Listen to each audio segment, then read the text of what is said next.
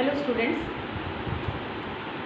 BA second year geography के first paper मानव भूगोल में हम इस पेपर में भूगोल को मानव के दृष्टिकोण से पढ़ेंगे। इसीलिए इस पेपर का नाम मानव भूगोल है। मानव भूगोल अर्थात वह पृथ्वी जहाँ मानव रहता है, क्रिया करता है। मानव स्वयं एक महत्वपूर्ण भौगोलिक कारक है और यह पृथ्वी के ऊपर रहने के लिए, इसे निवासी लोग बनाने के लिए, अपना हैबिटेट बनाने के लिए विभिन्न प्रकार की क्रियाएं करता है, जिनको हम सांस्कृतिक क्रियाएं कहते हैं। और इनके द्वारा वह प्राकृतिक तत्वों को भी प्रभावित करता है। प्राकृतिक तत्व जो पृथ्वी पर पहले से स्थित है, उनको अपने क्रियाकलापों के द्वारा समायोजित करता है, समन्वित करता है। और इसी समायोजन और समन्वय को पढ़ने के लिए मानव भूगोल के 3 आधारभूत नियम हैं, जिन्हें हम मानव भूगोल के सिद्धांत या प्रिंसिपल ऑफ ह्यूमन ज्योग्राफी कहते हैं। ये बेसिक प्रिंसिपल है, आधारभूत सिद्धांत है, अर्थात पूरी मानव भूगोल इन सिद्धांतों के ऊपर ही आधारित है। ये 3 सिद्धांत हैं। आज इस वीडियो में अपन सिर्फ एक सिद्धांत को ही डिस्कस करेंगे, सिर्फ एक प्रिंसिपल के बारे में ही पढ़ेंगे। पहले अपन तीनों सिद्धांतों के नाम पढ़ लेते हैं, क्या क्या है। नंबर 1 है क्रियाशीलता का सिद्धांत अर्थात प्रिंसिपल ऑफ एक्टिविटी। नंबर 2 है पार्थिवेकता का सिद्धांत अर्थात प्रिंसिपल ऑफ टेरेस्ट्रियल यूनिटी। और नंबर 3 है वातावरण समायोजन का सिद्धांत अर्थात प्रिंसिपल ऑफ एनवायरमेंटल एडजस्टमेंट। पर इसमें सबसे प्रमुख है क्रियाशीलता का सिद्धांत। क्रियाशीलता का सिद्धांत का अर्थ है कि पृथ्वी पर स्थित प्रत्येक वस्तु, चाहे वो सजीव है, निर्जीव है, लिविंग है, नॉन लिविंग है, प्राकृतिक है, सांस्कृतिक है, वो सभी क्रियाशील है। उसमें कोई ना कोई क्रिया होती रहती है, या तो वो घट रही है या वो बढ़ रही है। कुछ का अंदाज़ा हमें तुरंत पता हो जाता है, कुछ हमें तुरंत दृष्टिगत हो जाते हैं कि इनके अंदर परिवर्तन हुआ है, और कुछ के अंदर पता लगने में बहुत सारा समय लग जाता है। वो क्रियाएं इतनी धीरे धीरे होती हैं, जैसे एक पर्वत निर्माण की क्रिया इतनी धीरे धीरे होती है कि हमें काफ़ी लंबे अरसे के बाद पता लगता है कि हाँ, यहाँ पर एक क्रिया हुई है। मनुष्य अपने एक जीवन काल में तो इसका पता ही नहीं लगा सकता। तो इसी तरह से इस क्रियाशीलता के सिद्धांत को हमने कुछ सब टॉपिक्स में बांटा है। एक भौतिक शक्तियाँ, दूसरी जैविक शक्तियाँ और तीसरी मानव शक्तियाँ। भौतिक शक्तियों के अंतर्गत वे शक्तियाँ जो पृथ्वी के ऊपर स्थित हैं, जो पृथ्वी पर पहले से विद्यमान है, इसमें मानव का कोई भी रोल नहीं है, मानव का कोई भी भूमिका नहीं है।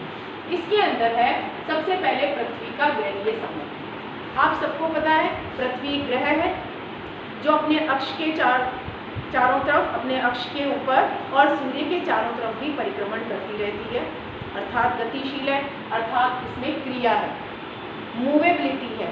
और यह मूवेबिलिटी ही पृथ्वी पर बहुत सारे परिवर्तन लाती है, रात दिन का निर्माण, ऋतु परिवर्तन आदि। ये सभी कार्य पृथ्वी का अपने अक्ष पर चक्कर लगाने का और सूर्य के चारों ओर घूमने से ही संभव है। दूसरा है पृथ्वी की आंतरिक शक्तियाँ।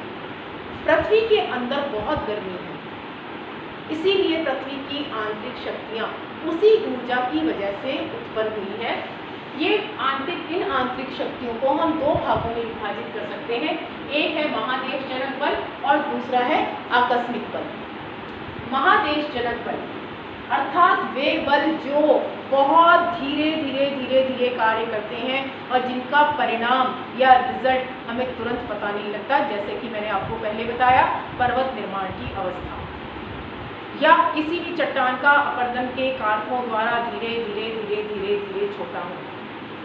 ऐसे बलों को हम महादेशजनक बल कहते हैं। दूसरा जो बल है वो है आकस्मिक बल। आकस्मिक बल जो अचानक से आ जाए, जैसे कि भूकंप, अचानक से भूकंप आ जाता है, बड़ी बड़ी बिल्डिंगें तहस नहस हो जाती हैं, पुल टूट जाते हैं, रोड धंस जाती है, बहुत सारा नुकसान हो जाता है। हमें तुरंत पता चल जाता है कि भूकंप की वजह से ये नुकसान हुआ है, तो इसको बोलते हैं हम आकस्मिक बल। या ज्वालामुखी का फटना, पृथ्वी के गर्भ के अंदर से लावा का बाहर आना और पूरी पृथ्वी सतह के ऊपर फैल जाना, वो हमें तुरंत दिखाई देता है, इसे हम कहते हैं आकस्मिक बल।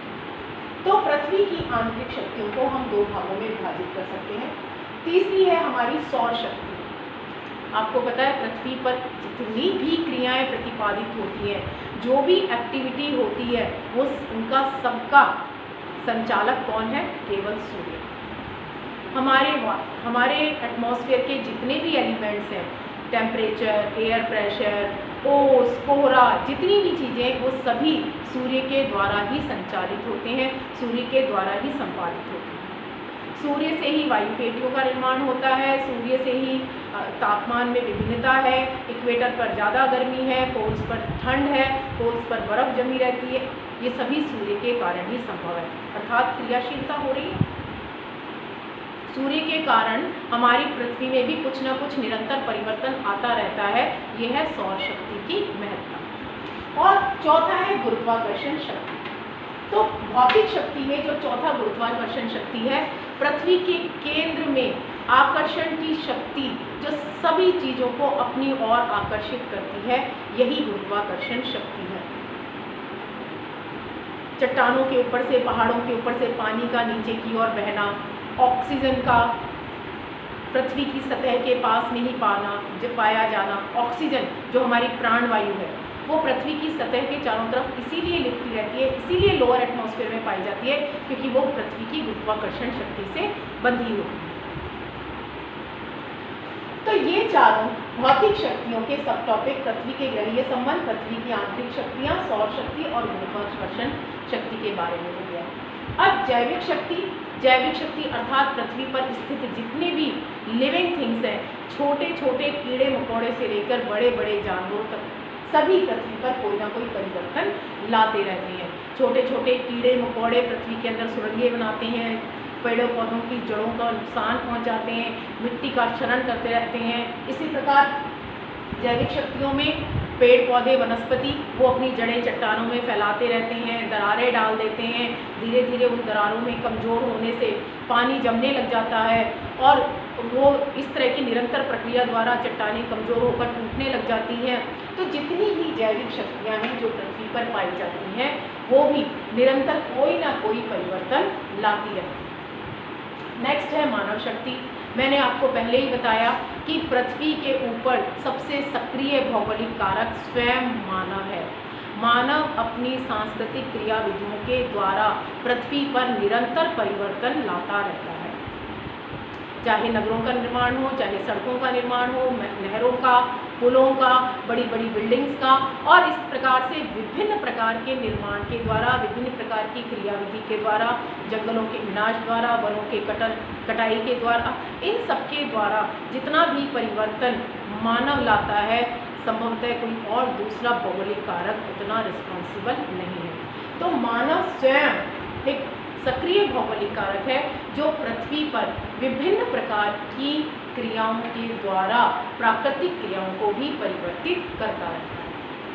तो मानव भूगोल का ये जो प्रथम नियम है, क्रियाशीलता का सिद्धांत, इसका तात्पर्य यही है कि पृथ्वी पर उपस्थित सभी सजीव और निर्जीव तत्व निरंतर क्रियाशील रहते हैं।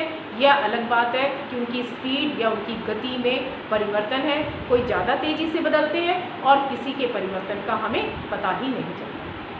दूसरे वीडियो में मैं इसके दूसरे और तीसरे सिद्धांत के बारे में आपको डिटेल में बताऊंगी। Thank you.